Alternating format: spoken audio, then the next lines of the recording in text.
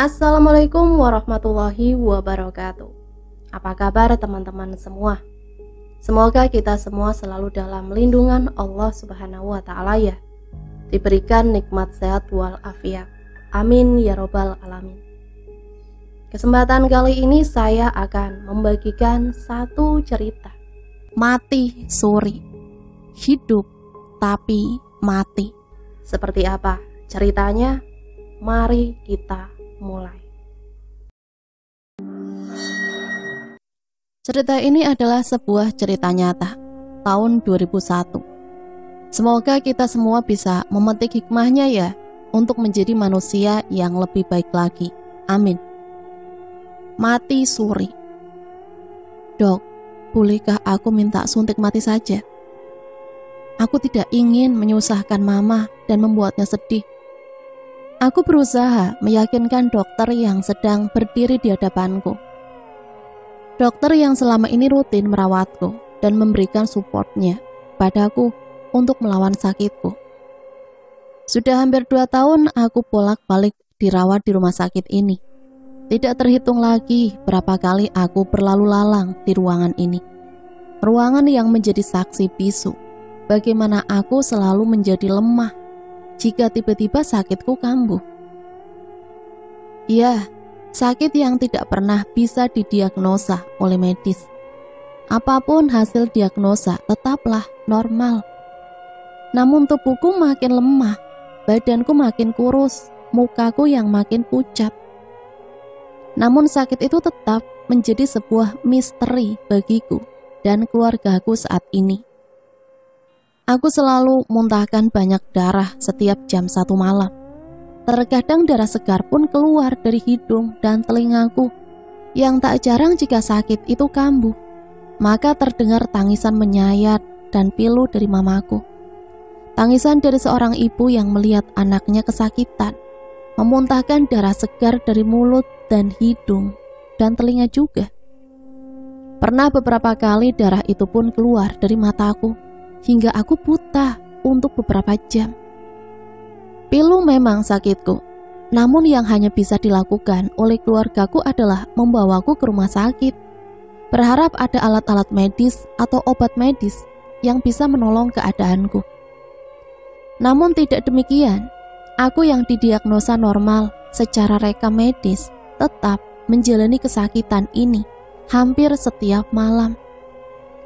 Pada akhirnya aku mulai jenuh dan pesimis. Aku berani meminta suntikan mati pada dokter agar aku tidak lagi kesakitan. Dokter pun terkejut dengan pintaku. Gadis usia 19 tahun yang saat itu duduk di bangku kuliah semester 2 sebuah universitas ternama di kota Malang. Pada akhirnya malam ini penyakitku kambuh. Saat aku sedang kambuh dan mengerjakan tugas kuliah, seperti biasa, tiba-tiba kepalaku terasa pusing, badanku berat, tenggorokanku panas. Entah apa lagi, tiba-tiba aku terjatuh dari kursi belajar. Sambil berteriak, aku memanggil nama mamaku. Hal rutin yang selama ini aku rasakan. Aku pun muntah, perutku sakit seperti ditusuk benda tajam. Sakit, sangat sakit. Tidak bisa diutarakan bagaimana rasa sakitnya. Mama bergegas datang, membawa ember dan mulai menadahkan ember itu untuk menampung darah segar yang keluar dari mulutku. Mama sesekali mengelap mulutku dengan kain basah. Sambil berurai air mata, mamaku selalu berkata, "Ya Allah, kenapa meski anakku? Kenapa tidak aku saja yang merasakan sakit ini?" Aku pun mulai meronta-ronta, tidak terkendali.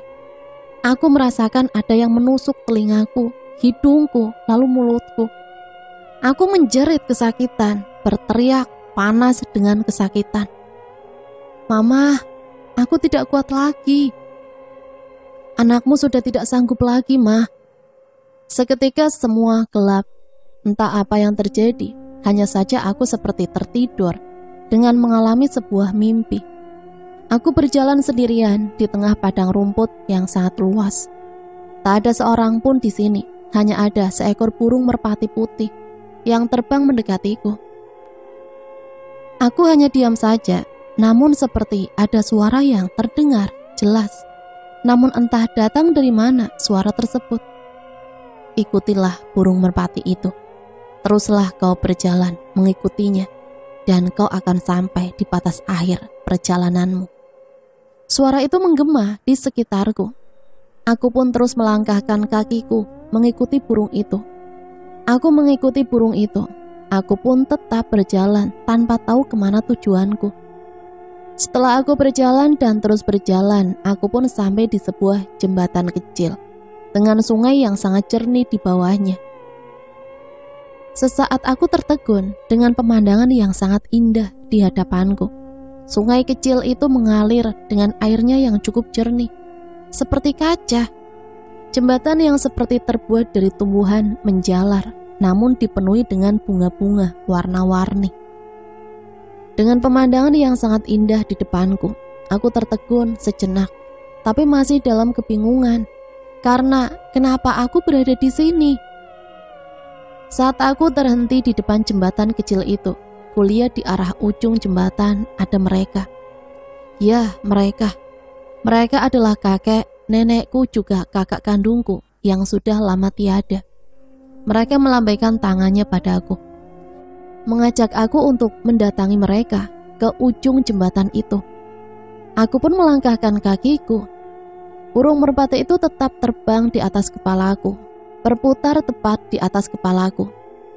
Aku melangkahkan kakiku, menginjakan kakiku di jembatan berbunga itu. Selangkah demi selangkah, dan aku pun sampai di tengah jembatan. Aku tersenyum melihat mereka. Mereka tersenyum ke arahku. Mereka mengajakku untuk datang kepada mereka. Aku kangen eyang, lirihku. Aku rindu padamu, Kak. Aku pun terus melangkah untuk datang kepada mereka. Namun langkahku terhenti saat ku dengar suara adikku memanggil, "Mbak, Mbak, jangan pergi. Kalau Mbak pergi, siapa yang akan menjaga aku dan Mama? Nanti kalau Papa sedih dan Mama sedih, siapa yang akan menghiburnya?" Aku menoleh ke arah belakang. Aku membalikkan badanku. Ternyata itu adikku, adik kesayanganku. Kemudian adikku yang masih berusia 7 tahun itu berlari ke arahku. "Mbak!" Aku pun memeluknya erat, sangat erat. Saat itu dia pun mengusap mataku yang basah. "Mbak, jangan pergi, ayo kita pulang, Mbak. Mama dan Papa pasti sedih kalau Mbak pergi." Adikku pun meraih tanganku. Aku pun menggendeng tangannya, berjalan bersamanya. Aku melihat ada mamaku yang menunggu kami di sana. Di awal tempat aku tadi memulai melangkah ke jembatan ini. Aku sempat menoleh. Kulihat kakek dan nenekku serta kakakku. Mereka hanya tersenyum melihatku, tidak jadi pergi mendatangi mereka dan menerima ajakan mereka. "Maafkan aku," ujarku dalam hati. Saat aku berjalan ke arah mamaku dan berdiri diam terpaku, burung merpati itu tidak lagi mengikutiku. Burung itu menghilang, entah kemana. Aku terjatuh. Aku seperti terperosok ke dalam lubang. Saat itu aku merasakan jelas kakiku seperti terperosok ke dalam lubang. Saat itu pula aku merasa tenggorokanku sakit. Aku terbatuk. Lalu aku pun batuk-batuk lagi, hingga aku terus terbatuk karena aku merasakan dadaku sesak. Tenggorokanku panas dan sakit. Hidungku seperti tersumbat. Akhirnya aku pun bersin. Terdengar samar-samar suara, "Allahu Akbar, Allahu Akbar, dia hidup lagi. Cepat angkat kepalanya." Ramai suara itu terdengar secara samar, kemudian menjadi jelas. Aku mencoba membuka mataku yang masih terasa berat. Ya Allah, izinkan aku membuka mata. Aku pun terbatuk-batuk lagi. Lalu aku merasakan sesuatu jatuh di mukaku. Apa ini? Apa yang terjadi? Aku lalu merasakan ada sebuah sentuhan hangat yang mengangkat kepalaku, membersihkan mukaku dengan tangan hangat itu. Aku merasakan desahan nafas yang terengah-engah, nafas yang sangat kukenal, hembusan nafas papaku. "Nak, bangunlah sayangku, anak Papa. Ini Papa, Nak. ini papa nak, bangunlah sayang. Beberapa kali suara itu mendekat di telingaku. Aku pun berusaha membuka mataku. Yang seperti lengket, dengan berat aku membuka mataku. Samar kulihat sebuah wajah yang sangat kukenal. Wajah penuh kasih sayang. Wajah itu berderai air mata, mencoba terus memanggilku dan mengusap mukaku. Papa, papa. Allahu Akbar, anakku, kau hidup lagi anakku. Papa yakin kau memang pasti masih hidup. Terima kasih ya Allah, kau kembalikan anakku ke sisiku lagi. Lalu papaku berteriak, tolong angkat, bantu aku mengangkatnya. Aku mulai membuka mataku. Sudah mulai terbuka jelas apa yang kulihat. Ramai orang. Mereka kemudian mengangkatku. Badanku yang masih lemas tidak mampu membuatku bangun. Aku merasakan mati rasa. Aku lalu diangkat dari sana. Mereka memberiku minum, membasuh mukaku dengan air. Dengan iringan takbir, aku dibawa ke mobil. Di dalam mobil, aku dipangku oleh papaku dan juga Pak Deku. Tubuhku yang seperti mati rasa membuatku masih lemas. Mereka memangku tubuhku sambil terus mengucapkan takbir. Sesekali papaku mengusap mataku yang basah sambil membelai kepalaku. Terlihat mukanya yang masih kebingungan akan kejadian barusan yang dialami. Ya, aku baru saja dikuburkan. Saat detik-detik Pak Deku melantunkan azan di liang kuburku, hati papaku gelisah. Papaku seperti merasakan ada suaraku, samar-samar berbisik di telinganya. Namun papa masih tak menghiraukannya. Tapi ternyata tidak demikian. Suara bisikan itu makin terdengar jelas. Saat itulah antara suara bisikan di telinganya, juga suara Pak Deku yang melantunkan azan. Maka di saat itulah ada suara aku terbatuk. Lalu suara terbatuk lagi. Papaku sempat menyuruh Pak Deku untuk menghentikan azannya. Dan benar saja, aku pun bersin dengan kuat. Saat itu langsung diikuti suaraku yang terbatuk tidak berhenti. Seketika cepat-cepat Pak Deku membuka papan yang menutupi liang kuburku. Papaku cepat-cepat turun dan orang-orang pun langsung bertakbir melihat kejadian itu. Allahu Akbar, Allahu Akbar.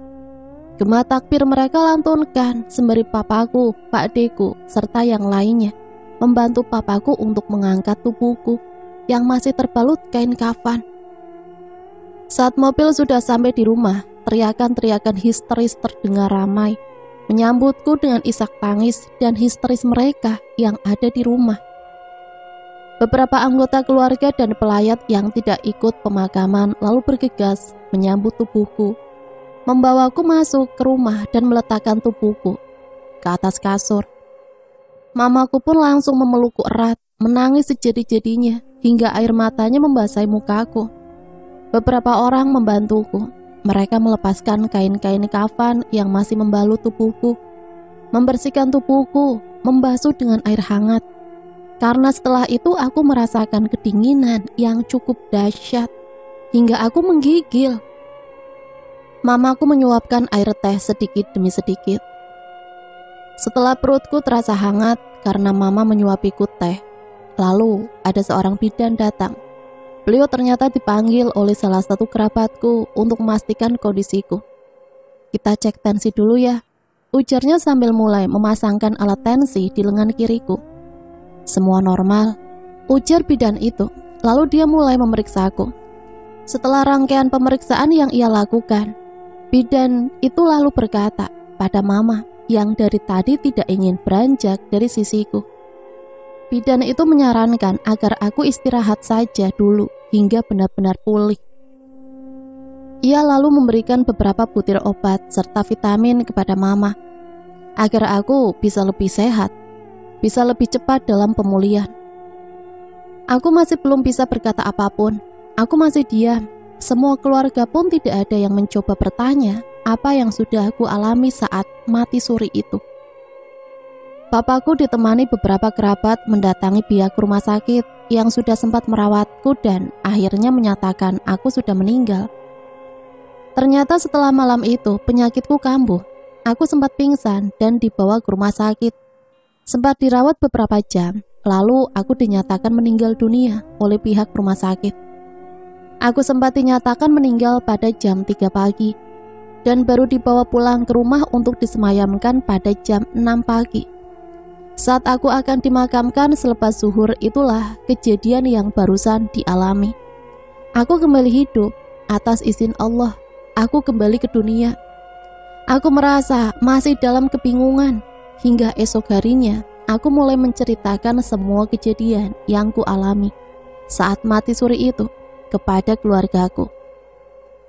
Mereka tertegun, seakan masih tidak percaya dengan semuanya.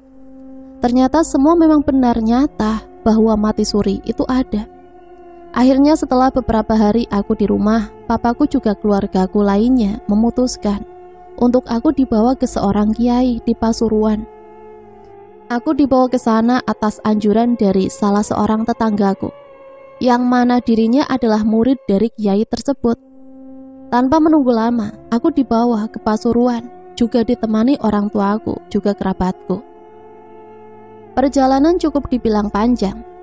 Dari tempatku menuju Pasuruan sekitar 1,5 jam. Belum lagi kami masih harus menuju tempat kiai tersebut yang terletak jauh dari area padat perkotaan. Seingatku ketika ke sana, sepanjang perjalanan melewati perkebunan bunga sedap malam, beberapa lintasan kereta api, penggilingan padi dan hamparan sawah dengan padi yang mulai menguning. Setelah beberapa lama kami pun sampai di lokasi. Di sana terletak di pinggiran sebuah desa. Hamparan sawah terlihat indah di sekitarnya. Kami memasuki sebuah gerbang pesantren. Ada sebuah pesantren di sana, ternyata milik dari kiai itu. Di sana pun terdapat sebuah masjid besar yang sangat indah. Halamannya cukup luas. Ada beberapa gedung dan rumah di sana. Tempat yang cukup nyaman untuk menuntut ilmu agama secara fasih, pikirku. Tak lama kami disambut beberapa orang ustadz. Mereka mempersilahkan kami masuk ke sebuah rumah besar. Itulah rumah sang kiai. Rumah itu begitu indah. Ornamennya dipadu-padankan warna hijau dan putih. Banyak juga terdapat ukiran jati Jepara yang menghiasi rumah itu.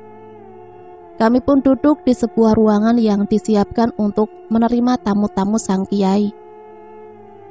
Tak lama datanglah seorang dari dalam. Orangnya tidak terlalu tua, mungkin sekitar umur 50-an sampai 60-an tahun.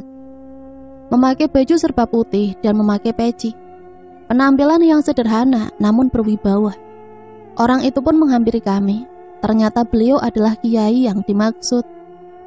Beliau mengucap salam kepada kami. Setelah itu beliau duduk, kami menyalaminya. Saat aku terakhir menyalami beliau, tanpa diduga, beliau langsung menggenggam tanganku dengan erat. Kasihan dirimu, Nduk. Untung kau cepat datang ke sini. Berdoalah agar kau dapat membantumu. Berdoalah agar aku dapat membantumu lepas dari teluh ini. Teluh? Kami sekeluarga kaget mendengarkan beliau mengatakan bahwa aku terkena guna-guna, ilmu hitam yang dinamakan teluh. Apalagi mamaku, ia tampak syok mendengar teluh. Mamaku merasa selama ini tidak pernah berbuat jahat kepada orang lain. Setelah itu keluargaku pun mengutarakan maksud kedatangan kami ke sana. Atas pula saran dari salah seorang murid sang kiai, yang mana muridnya tersebut juga tetangga kami. Akhirnya sang kiai memberikan kami solusi. Aku akan memberikan anak ini air putih dan selanjutnya meski diminum hingga habis. Setelah itu aku akan memberikan solusi lainnya setelah kita lihat apa reaksi dari anak ini sesudah meminum air dariku. Sekarang kalian pulanglah ke rumah. Ingat pesanku. Dalam perjalanan pulang, apapun yang terjadi, kalian jangan pernah berhenti di jalan atau melihatnya. Karena kami sudah diperintahkan sang kiai untuk segera pulang, akhirnya kami berpamitan.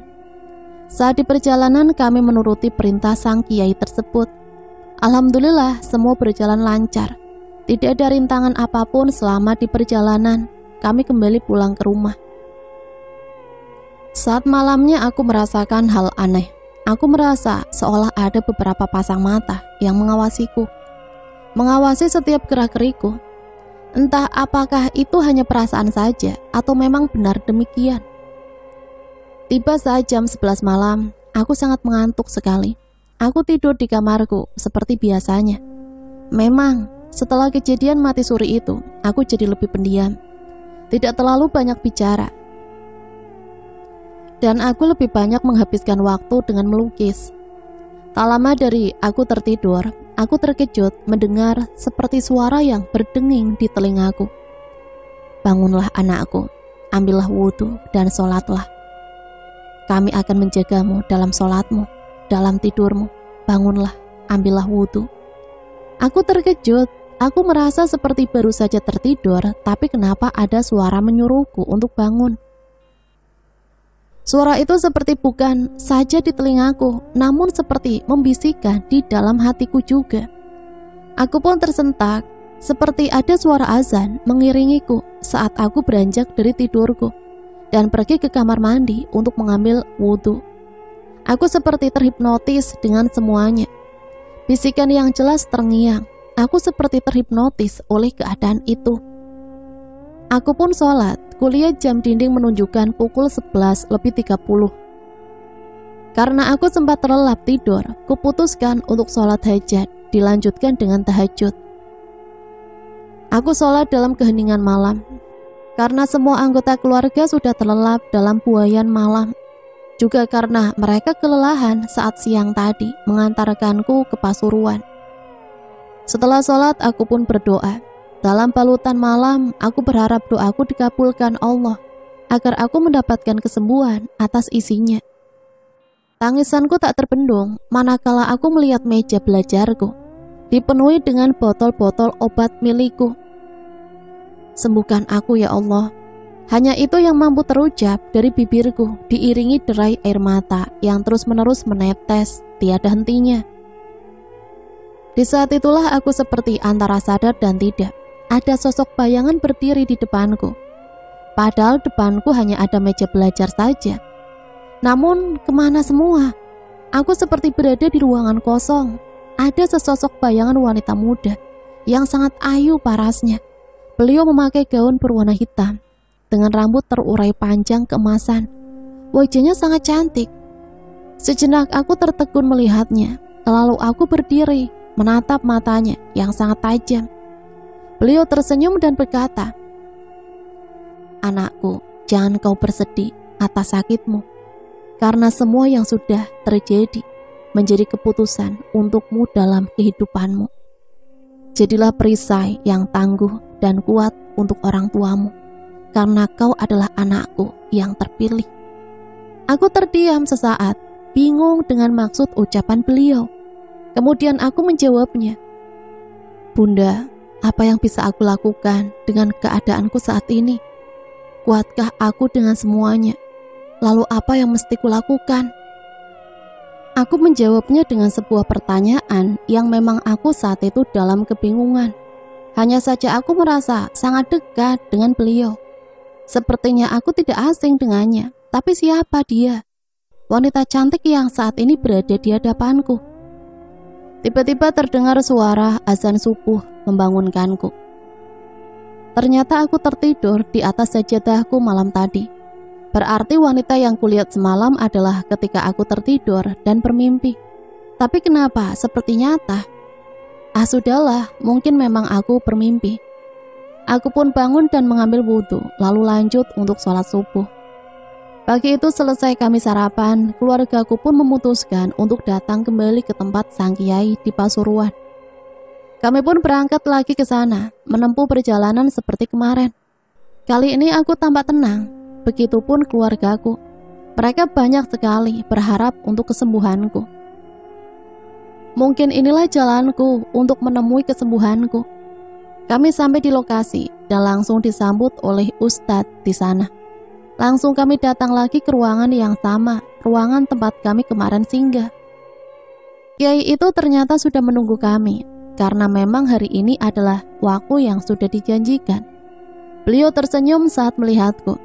Saat aku bersalaman padanya, beliau berkata, "Bagaimana tidurmu semalam? Sudahkah kau bertemu dengan dia?" Aku terkejut dan heran dari mana beliau tahu jika semalam aku bertemu dengan sosok wanita ayu tersebut. Sang Kiai lalu menyuruhku duduk di dekatnya dan mengatakan pada kami bahwa hari ini akan mengeluarkan semua yang ada padaku, yang selama ini tertanam di tubuhku.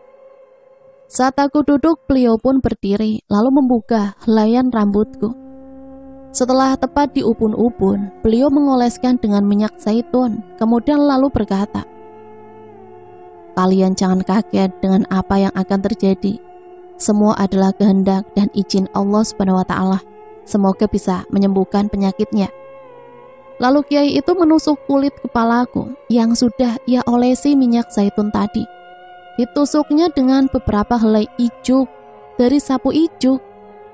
Ya, sapu ijuk yang sering dipakai untuk menyapu. Sejenak suasana menjadi hening saat itu, terutama saat sang Kiai mengucapkan doa dan mulai menusukkan helaian sapu ijuk itu ke kepalaku dengan pelan. Tak lama aku merasakan pusing. Rasanya ada yang menarik sesuatu di ubun-ubun kepalaku. Sangat terasa nyeri sekali. Perlahan-lahan Kiai itu mengusapkan beberapa kali selembar daun sirih. Dan yang mengejutkan adalah keluarnya beberapa butir paku yang telah berkarat.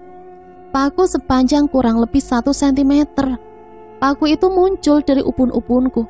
Setelah diusap daun sirih tersebut, paku berkarat bercampur darah yang berwarna hitam. Allahu Akbar, astagfirullah. Mamaku menjerit menyaksikannya, lalu menangis. Papaku dan Pak Deku yang juga turut menyaksikan hanya bisa mengucapkan istighfar sambil mereka keheranan dengan apa yang sudah terjadi. Paku ini sudah lama ada di kepalanya hingga berkarat. Kiai itu menunjukkan 3 buah paku berkarat yang bercampur darah hitam kental di atas selembar daun sirih tadi. Meletakkannya ke dalam sebuah mangkok kaca yang sudah disiapkan. Tidak hanya sampai di situ saja, Kiai tadi lalu memegang tengkuku, lalu melakukan hal yang sama pula seperti tadi saat di ubun-ubunku. Kiai itu mengoleskan minyak zaitun kemudian menusuk tengkuku dengan beberapa helai ijuk tadi, lalu dengan kalimat Allahu Akbar. Lalu Kiai itu seperti menarik sesuatu dari tengkuku. Tahukah kalian apa yang didapat sang Kiai dari tengkuku itu? Sebuah kawat kecil yang menggumpal dan berkarat.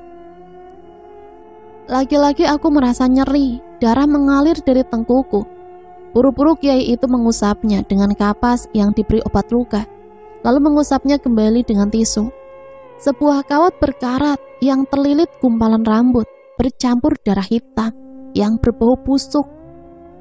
Ini kawat yang telah berkarat dengan gumpalan rambut orang mati. Na'udzubillah min zalik, ucap sang Kiai. Mari kita lihat lagi apa yang bisa kita bersihkan dari tubuh anak ini. Begitu sang Kiai berucap sambil memegang lengan kananku dan mengulangi kembali dengan mengusapnya dengan minyak zaitun dan beberapa helai ijuk. Kemudian Kiai itu mengusap lenganku dengan selembar daun sirih. Aku merasakan panas di lenganku itu. Setelah diusap dengan selembar daun sirih tadi, akhirnya ada yang keluar dari lenganku itu. Beberapa ulat belatung berwarna putih keluar dari lenganku. Hewan yang menjijikan itu mengeliat saat ditarik keluar dari lubang kecil bekas tusukan ijuk. Allahu Akbar, apa yang sebenarnya terjadi? Siapa yang melakukan semua ini? Ternyata tak hanya belatung saja. Tiba-tiba aku merasa perih, sakit sekali. Kiai itu lalu mengambil sebuah gelas bening, diletakkan tepat menutupi lubang kecil di lenganku. Darah menetes, warna darah yang kehitaman itu mengalir. Namun yang membuat kami bergidik adalah ada gumpalan putih yang ikut keluar bersama darah itu. Ternyata gumpalan kemenyan sebesar batu kerikil yang hancur. Lebih mirip batu kapur, namun berwarna putih bercampur darah. Sedikit demi sedikit keluar hingga akhirnya diusap oleh Kiai itu dengan kapas yang dibaluri dengan obat luka. Mungkin untuk sebagian orang ini hal mustahil ya. Tapi ini kisah nyata. Percaya atau tidak kembali kepada kita masing-masing ya. Akhirnya semua sudah kubuang. Kini saatnya kita untuk pengobatannya, ucap sang kiai kepada kami sambil beliau membersihkan tangannya dengan selembar tisu. Siapa yang tega melakukan ini Pak Kiai? Tanya papaku dengan sedikit geram dan emosi.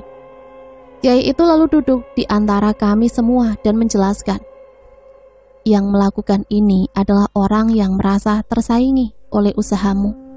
Dia ingin hartamu habis untuk mengobati anakmu.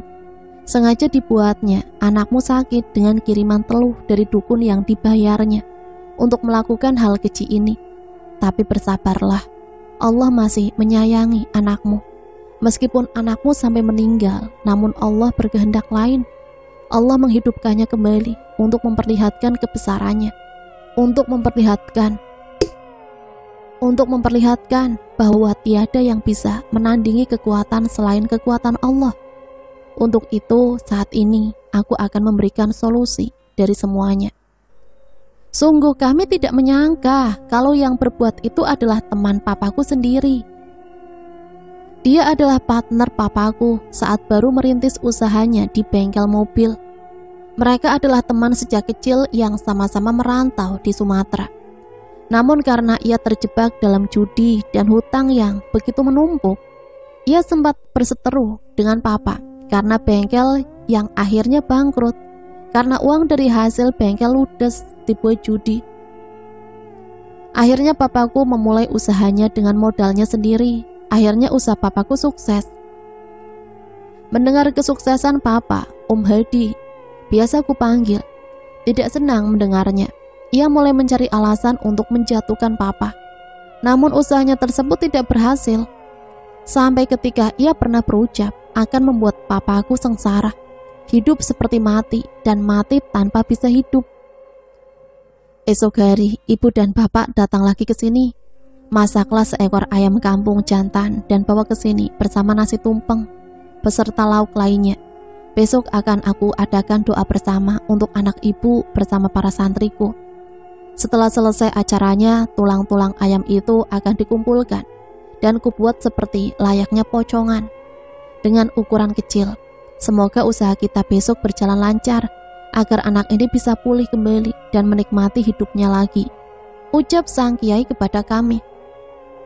Lalu kami pun tak lama undur diri, pamit pulang ke rumah dengan membawa harapan untuk besok mempersiapkan apa yang diminta oleh kiai tersebut. Esok paginya mamaku pagi-pagi sekali sudah ke pasar, membeli semua perlengkapan untuk memasak tumpeng dan ayam yang diminta sang kiai, dengan dibantu beberapa anggota keluarga. Tak sampai 3 jam, semua sudah selesai pada waktunya. Setelah azan zuhur, kami berangkat lagi menuju Pasuruan, tempat rumah kiai tersebut. Sesampainya di sana, semua sudah disiapkan. Para santri sudah siap untuk membaca doa untukku. Setelah selesai, tulang-tulang ayam itu dikumpulkan, dibalut dengan kain kafan dan dibuat seperti pocong berukuran kecil. Cukup seram melihatnya, karena pocongan tulang ayam itu dibuat semirip mungkin dengan pocongan asli. Pocong kecil itu lalu diletakkan di sebuah meja, tepat di hadapan antara kami beserta santri-santri lainnya. Kemudian kiai itu mendekatiku dan berkata, "Anakku, siapkah kau dengan semua yang terjadi? Jangan kau merasa takut bila nanti ke depannya akan ada banyak hal yang baru yang menantimu." Kiai itu meyakinkanku dan menggenggam tanganku. Akhirnya beliau mulai membalikkan tubuhnya dan mendekati pocong kecil itu yang diletakkan di atas meja bundar. Kiai itu mengeluarkan sebuah kotak kayu berukuran kecil, mungkin sebesar kotak rokok. Dibukanya kotak kecil itu, dikeluarkannya sebuah jarum berwarna emas. Dan sesuatu pun terjadi tanpa disangka.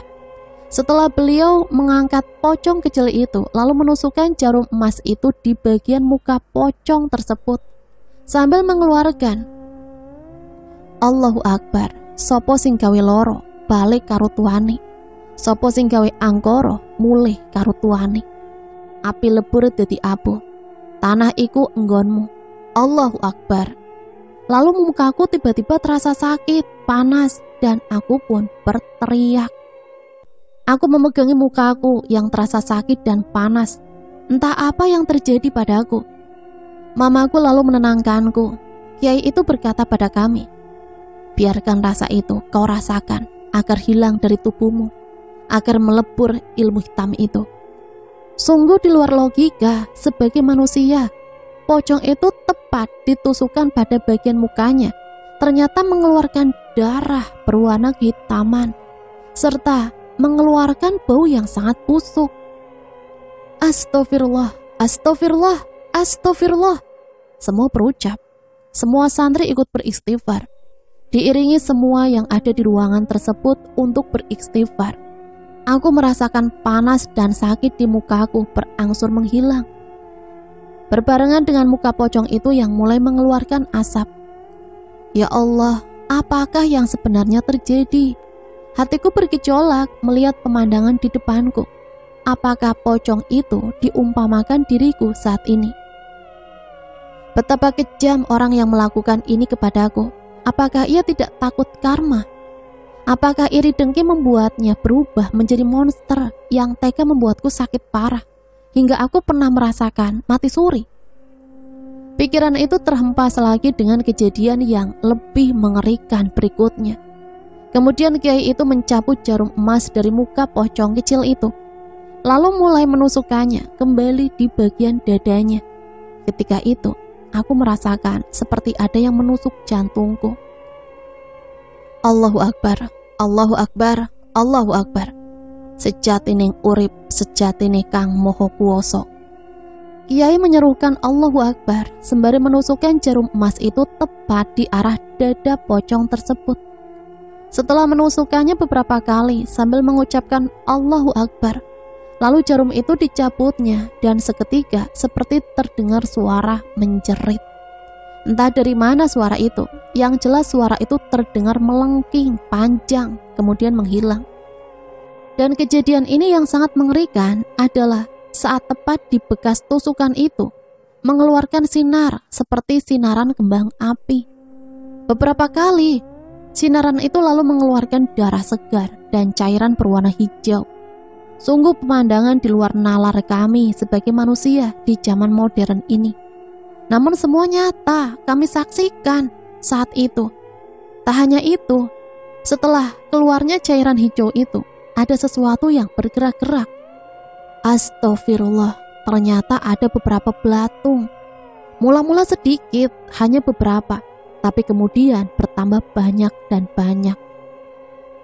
Kiai itu kemudian menyuruh salah seorang santrinya untuk membersihkan meja itu, termasuk belatung-belatung itu. Bergidik bulu romaku menyaksikan semuanya. Keluargaku tertegun dengan apa yang disaksikan. Lalu kiai itu mendekati aku dan orang tuaku. Diambillah dulu pocong kecil yang penuh luka itu dan mendekati kami. Bawalah pocong ini pulang, kemudian kuburkan di area pemakaman umum, seperti layaknya menguburkan jenazah manusia. Setelah itu kami berpamitan pulang untuk melaksanakan perintah dari sang kiai. Sesuai perintah, pocong itu kami bawa pulang. Seperti membawa pocongan bayi, pocongan itu digendong oleh mama layaknya menggendong bayi dengan menggunakan kain seperti orang-orang zaman dulu. Anehnya selama di perjalanan, mamaku merasakan keanehan. Pocongan itu terasa semakin berat, sampai pundak kanan mama terasa pegal. Semakin dibatinkan, semakin berat pocongan itu. Akhirnya kami sampai di area pekuburan yang di perkampungan kami. Demi menghindari hal-hal yang tidak diinginkan, Pak adekku melapor ke pihak RT setempat. Papaku dan keluarga yang juga ikut serta untuk menguburkan pocongan itu, menyiapkan penguburannya. Kuburan pun disiapkan. Setelah lubang digali, kemudian pocongan itu dikuburkan. Tali pocong yang juga ada mengikat dilepaskan. Intinya pocongan itu kami kubur layaknya menguburkan pocong jenazah pada umumnya. Setelah kami mengirimkan doa agar apa yang kami kubur itu adalah sumber sakit dan bukan menguburkan apapun, apalagi menguburkan hal-hal yang buruk. Kami pun pulang dari kuburan karena lelah dengan apa yang terjadi semalam. Aku juga keluargaku tertidur sangat nyenyak. Esoknya aku merasakan badanku sangat segar. Tidak ada mimpi buruk dalam tidurku. Aku merasa terlahir kembali.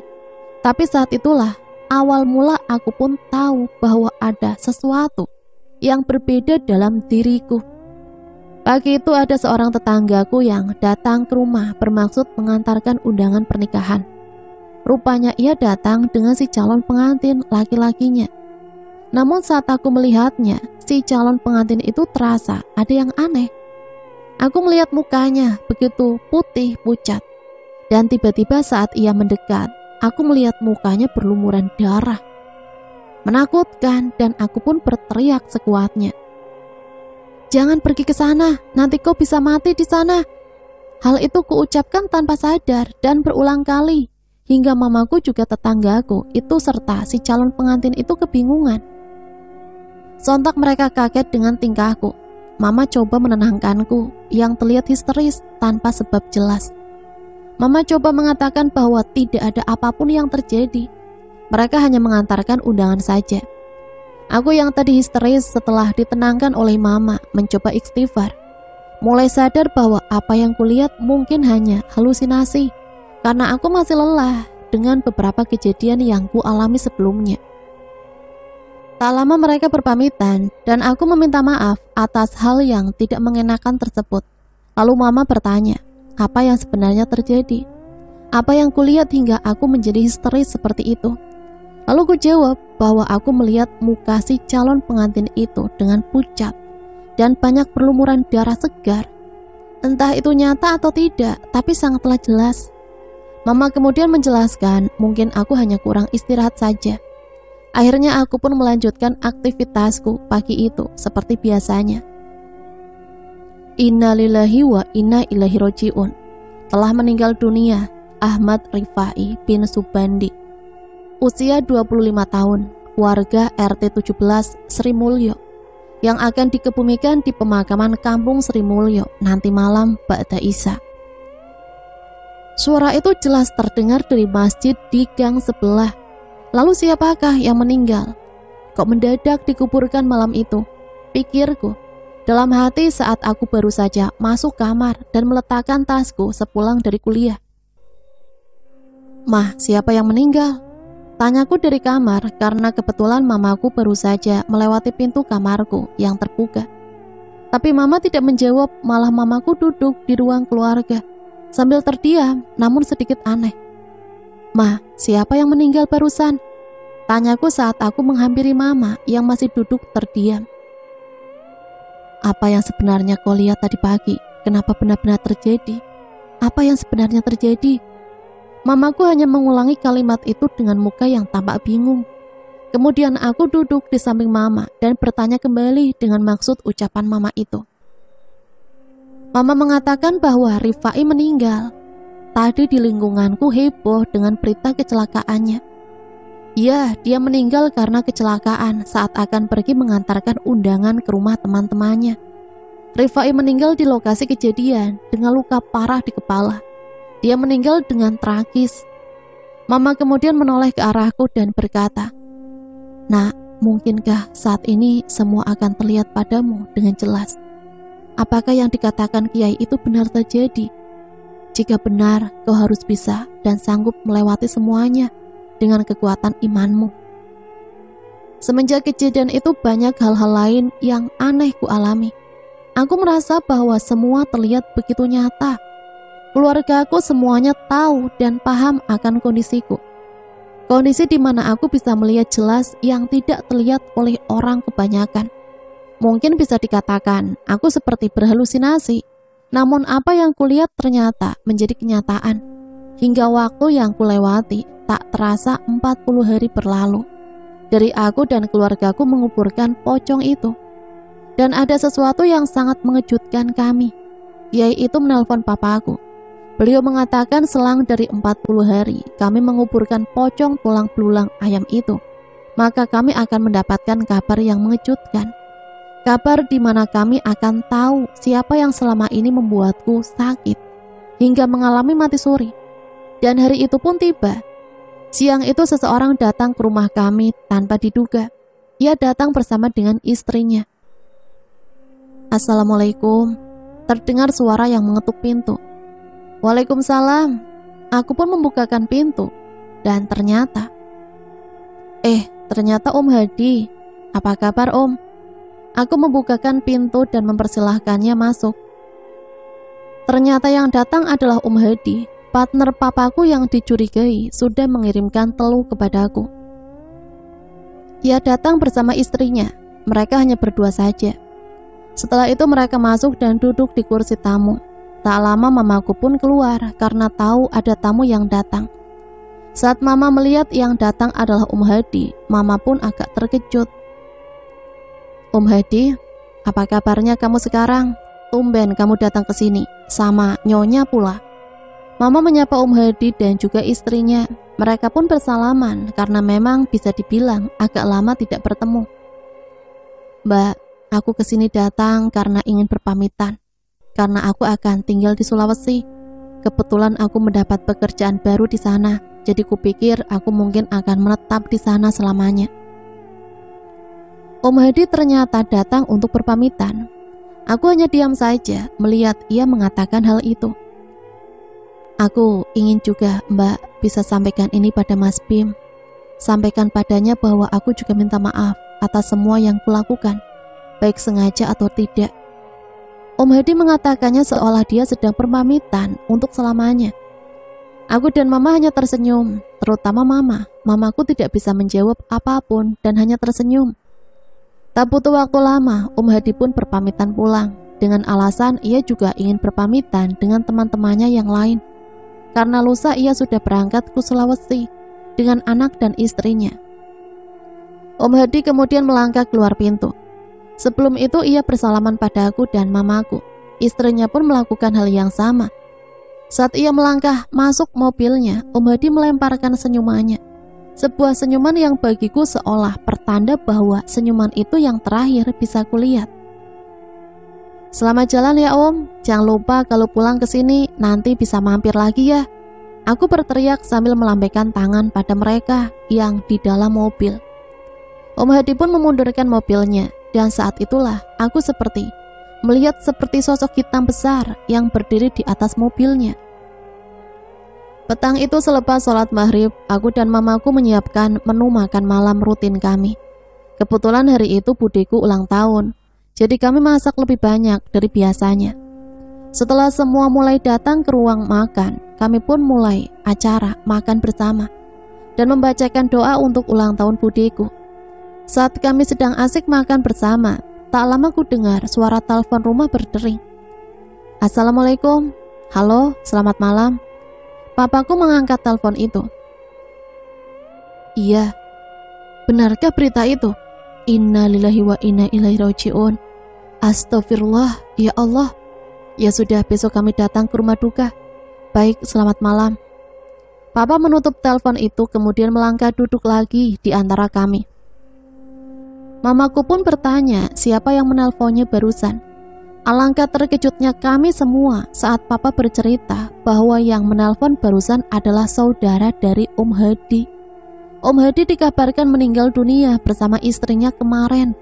Om Hadi meninggal karena dibunuh oleh perampok yang merampok rumahnya. Padahal ia tinggal di sana baru sebulan. Ya, sebulan yang lalu Om dan istrinya datang untuk berpamitan kepada aku dan mama. Tidak kami sangka kalau pertemuan itu yang terakhir. Tapi yang membuat miris, kenapa Om Hadi bisa dibunuh perampok?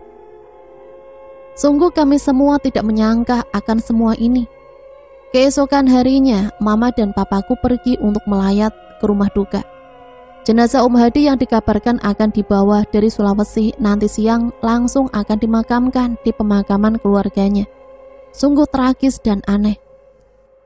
Hari ini kebetulan aku libur kuliah, waktu yang paling enak untukku bersantai di rumah. Baru saja aku akan beranjak ke kamarku untuk tidur siang, tiba-tiba Pak Adeku memanggil. Angga, ada tamu, coba telepon papamu supaya lekas pulang. Ini kita kedatangan tamu penting. Suara Pak Adeku begitu nyaring terdengar. Aku bergegas keluar kamarku. Betapa terkejutnya aku, ternyata yang datang bertamu adalah kiai itu. Kiai yang sudah mengobati aku dari sakitku. Aku pun langsung bersalaman dengan beliau, mencium tangannya. Beliau lalu duduk dan bertanya apa kabarku saat ini, karena beliau mengatakan bahwa mukaku sekarang terlihat cerah. Tak lama aku langsung menelpon papa dan mamaku untuk segera pulang dari melayat ke rumah Hadi. Selang sekitar setengah jam mereka pun pulang. Wajah kedua orang tuaku sumringah saat melihat kiai tersebut datang ke rumah. Ada apa gerangan kiai datang ke sini? Kenapa kok mendadak? Tanya papaku. Saya datang ke sini untuk memberitahukan sesuatu yang sangat penting. Karena setelah lebih dari 40 hari pasca kalian mengubur pocong kecil itu, maka yang membuat jahat mengirim teluh itu dipastikan saat ini sudah menerima ganjaran atas perbuatannya. Bisa dikatakan hutang nyawa dibayar nyawa.